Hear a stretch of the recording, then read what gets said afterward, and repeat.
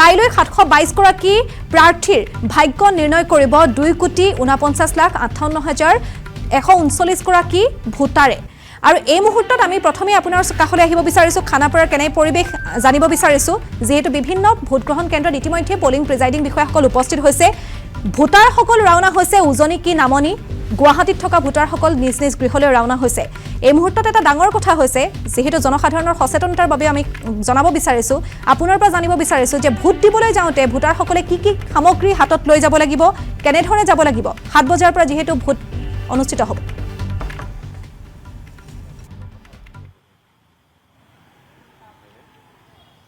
নিশ্চিতভাৱে ৰাণীবা চাওক, কাইলৈ গণতন্ত্ৰৰ ডাঙৰ মহোৎসৱ বুলি ক'ব লাগিব, কাৰণ কাইলৈ হৈছে অসম বিধানসভাৰ ভোটগ্ৰহণ। গতিকে ভোটগ্ৰহণৰ বাবে ইতিমধ্যেই যিসমূহ ৰাজ্যৰ বিভিন্ন প্ৰান্তত ভোটকেন্দ্ৰ আছে, সেই ভোটকেন্দ্ৰলৈ পুলিং আৰু প্ৰিজাইডিং বিষয়াসকল ৰাওনা হৈছে। আৰু যিসকলে কৰ্মসূত্ৰে নিজৰ ঘৰৰ পৰা বাহিৰত থাকে, তেওঁলোকে ইতিমধ্যে ভোটদানৰ বাবে নিজৰ গৃহলৈ ঘূৰি যোৱা, স্বগৃহলৈ ঘূৰি যোৱা দেখিবলৈ পোৱা গৈছে। আৰু এই মুহূৰ্তত মই গুৱাহাটী মহানগৰীৰ খানাপাৰাত উপস্থিত আছোঁ, আৰু খানাপাৰাৰ কেন্দ্ৰীয় বিদ্যালয়ৰ এই যি আদৰ্শ ভোটদান কেন্দ্ৰ, সেই আদৰ্শ ভোটদান কেন্দ্ৰত উপস্থিত আছোঁ। আৰু ইয়াতো খুব সুন্দৰকৈ সজাই পৰাই তোলা হৈছে এই আদৰ্শ ভোটদান কেন্দ্ৰটো, আৰু সকলো ধৰণৰ প্ৰস্তুতি সম্পূৰ্ণ কৰা হৈছে কাইলৈৰ বাবে। যিহেতু কামৰূপ মহানগৰ জিলাৰ 5টাকৈ সমষ্টি, আৰু এই 5টাকৈ সমষ্টিৰ 10,55,288 গৰাকী ভোটাৰ আছে গোটেই কামৰূপ মহানগৰ জিলাত। আৰু এই কামৰূপ মহানগৰ জিলাৰে এয়া খানাপাৰাৰ এই যিটো আদৰ্শ ভোটদান কেন্দ্ৰ, সেই আদৰ্শ ভোটদান কেন্দ্ৰটো সম্পূৰ্ণৰূপে সজাই পৰাই তোলা হৈছে। আমি ইতিমধ্যে যিহেতু উল্লেখ কৰিছোঁ যে কাইলৈ গণতন্ত্ৰৰ মহা উৎসৱ, আৰু সেই উৎসৱৰ বাবে ইতিমধ্যে ৰাজ্যৰ প্ৰতিটো প্ৰান্ত সাজু হৈ উঠা দেখিবলৈ পোৱা গৈছে।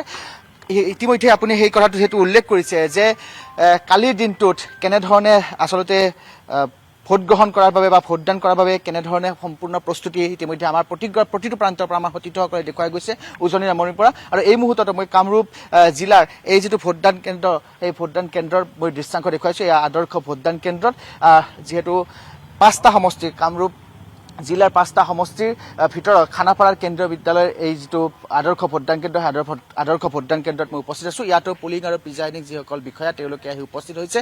আমি ইয়াৰ যিসকল BLO আছে, তেওঁলোকৰ সৈতে অকণমান কথা পাতিবলৈ চেষ্টা কৰিম। আমি প্ৰথমে আপোনাৰ কাষলৈ আহিছোঁ। কাইলৈ গণতন্ত্ৰৰ মহা উৎসৱ, ইতিমধ্যে সকলো ধৰণৰ প্ৰস্তুতি সম্পন্ন কৰা হৈছে। এই যিটো আদৰ্শ ভোটদান কেন্দ্ৰ, যিহেতু 5টাকৈ সমষ্টি কামৰূপ মহানগৰ জিলাৰ, গতিকে ইয়াৰ প্ৰায় 10,55,288 গৰাকী ভোটাৰ। এই ভোটদান কেন্দ্ৰটোত কিমানমান ভোটাৰ আছে, কোনটো কোনটো প্ৰান্ত সামৰি লোৱা হয়, আৰু কেনেধৰণে প্ৰস্তুতি কৰিছে, কাইলৈ যিসকলে ভোট গ্ৰহণ কৰিবলৈ আহিব তেওঁলোকে কি কি লৈ আহিব লাগিব, কেনেধৰণৰ ব্যৱস্থা? আমাৰ বৰ্তমান এইটো কৃষি কলেজ এলেকা, IAS colony, administrative staff college, এই এৰিয়াটোত মুঠ আমাৰ ইয়াতে 6টা পলিং ষ্টেচন আছে। ইয়াৰে সৰ্বমুঠ 7,352টা ভোটাৰ আছে ইয়াতে বৰ্তমান। আৰু এইখিনিৰ কাৰণে আমি এতিয়া বাকী পলিং প্ৰিজাইডিংখিনি আহি তেওঁলোকে অলপ এতিয়া নিজৰ নিজৰ কামখিনি কৰি আছে।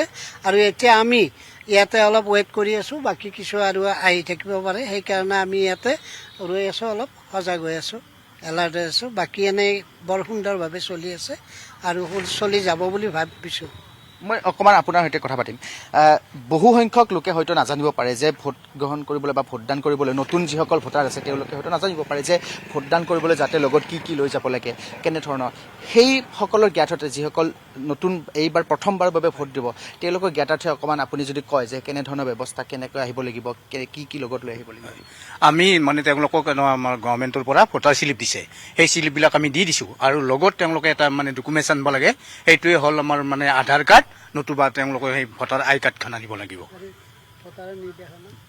আৰু কেনেধৰণৰ নিৰ্দেশনা থাকিব ভোটাৰলৈ? ভোটাৰৰ নিৰ্দেশনা অলৰেডি আমি দিয়া হৈছে। আৰু এই যিটো আপোনালোকৰ আদৰ্শ ভোটদান কেন্দ্ৰ, এই আদৰ্শ ভোটদান কেন্দ্ৰ ইতিমধ্যে ভোটাৰৰ সংখ্যা কৈছে। গতিকে ৰাতিপুৱা কেইটা বজাৰ পৰা ভোট গ্ৰহণ হ'ব, বা কেনেধৰণৰ আপোনালোকৰ কিবা নিয়ম ইয়াত কেনেধৰণৰ থাকিব সেইখিনি?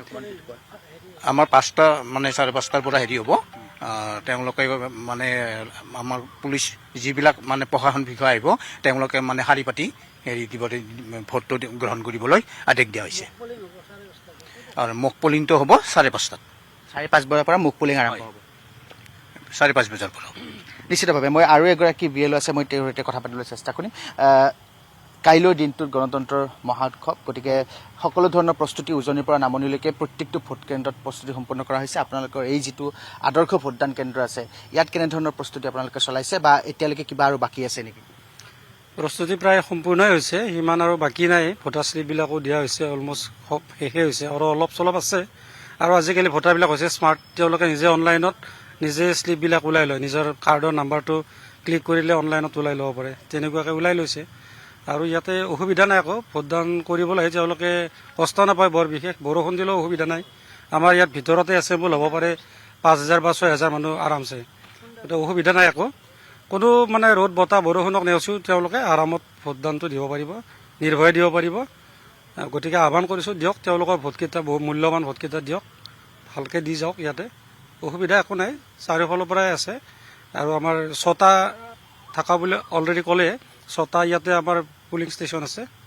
এই 6টাৰ ভিতৰত 7,252 ভোটাৰৰ মানে তেনেকৈ দিব পাৰিব। আৰু একোটাত ধৰি লওক 1000টা আছে, কোনোবাত 900টা আছে, বা কাৰোবাৰ 1200টা আছে, ঠিক তেনেকুৱাকৈ আছে। গতিকে 6টা কেন্দ্ৰত ভোটগ্ৰহণ হ'ব। গতিকে পুলিং টিমবিলাকো ইতিমধ্যে যথাসময়ত আহি পাইছে তেওঁলোকে, গতিকে প্ৰায় তেওঁলোকৰ প্ৰস্তুতি তেওঁলোকো ৰেডি হৈছে। এতিয়াতো ৰাতিপুৱাৰ পিছত 5:30 মক পলিংটো কৰিব, তাৰপিছত 7টা বজাৰ পৰা গধূলি 5টালৈকে ভোটদান প্ৰক্ৰিয়াটো চলিব। গতিকে এইখিনি সময়ৰ ভিতৰত তেওঁলোকে আৰামছে ইয়াতে ভোট দি যাব পাৰিব, একো অসুবিধা নাপায়। নিশ্চিতভাৱে আমি পুনৰবাৰ সেই কথাটো উল্লেখ কৰিছোঁ, যিহেতু উজনিৰ পৰা নামনিলৈকে প্ৰতিটো প্ৰান্তত সকলো ধৰণৰ ব্যৱস্থা গ্ৰহণ কৰা হৈছে কাইলৈৰ দিনটোৰ বাবে। আৰু খানাপাৰাৰ এই কেন্দ্ৰীয় বিদ্যালয় যিখন আদৰ্শ ভোটদান কেন্দ্ৰ, সেই আদৰ্শ ভোটদান কেন্দ্ৰ সাজু কৰা হৈছে। যিহেতু আমি সেই সংখ্যাটো ইতিমধ্যে উল্লেখ কৰিছোঁ যে কামৰূপ মহানগৰ নিৰ্বাচনী জিলাৰ 5টাকৈ সমষ্টিত মুঠ ভোটাৰৰ সংখ্যা আমি ইতিমধ্যে উল্লেখ কৰিছোঁ 10,55,288 গৰাকী, আৰু ইয়াৰ ভিতৰত 5,07,757 গৰাকী হৈছে পুৰুষ ভোটাৰ, আনফালে 5,47,400 গৰাকী হৈছে মহিলা ভোটাৰ। আৰু এই কামৰূপ মহানগৰ নিৰ্বাচন জিলাৰ এই যি 5টা সমষ্টি, ইয়াত তৃতীয় লিংগৰ ভোটাৰ হৈছে সৰ্বমুঠ 31টা। আৰু এনেধৰণে এই যি 5টাকৈ সমষ্টি ক্ৰমে 33 নং দিছপুৰ, 34 নং ডিমৰীয়া, 35 নং নিউ গুৱাহাটী, 34 নং গুৱাহাটী চেণ্ট্ৰেল আৰু 37 নং জালুকবাৰী সমষ্টি মিলি এই 10,55,288 গৰাকী ভোটাৰ। ইতিমধ্যে আমি সেই কথা উল্লেখ কৰিছোঁ। গতিকে এনেধৰণে আচলতে কামৰূপ মহানগৰ জিলাৰো এই যি 5টাকৈ সমষ্টি, সেই 5টাকৈ সমষ্টি ইতিমধ্যেই 5টাকৈ সমষ্টি যিসমূহ ভোটগ্ৰহণ কেন্দ্ৰ থাকিব, সেই ভোটগ্ৰহণ কেন্দ্ৰসমূহো ইতিমধ্যে প্ৰায় সাজু কৰি তোলা হৈছে। মিতুল, আপুনি পোনপটীয়া সম্প্ৰচাৰ যোগে কামৰূপ মহানগৰে 5টা সমষ্টিৰ বাবে কেনেধৰণে ব্যৱস্থা গ্ৰহণ কৰা হৈছে, কিমানটা ভোটগ্ৰহণ কেন্দ্ৰ আছে, সেই সন্দৰ্ভত আমাক সবিশেষ তথ্য জনোৱাৰ বাবে ধন্যবাদ জনাইছোঁ মিতুল। আসাম টক্স, আপোচবিহীন অসম কণ্ঠ।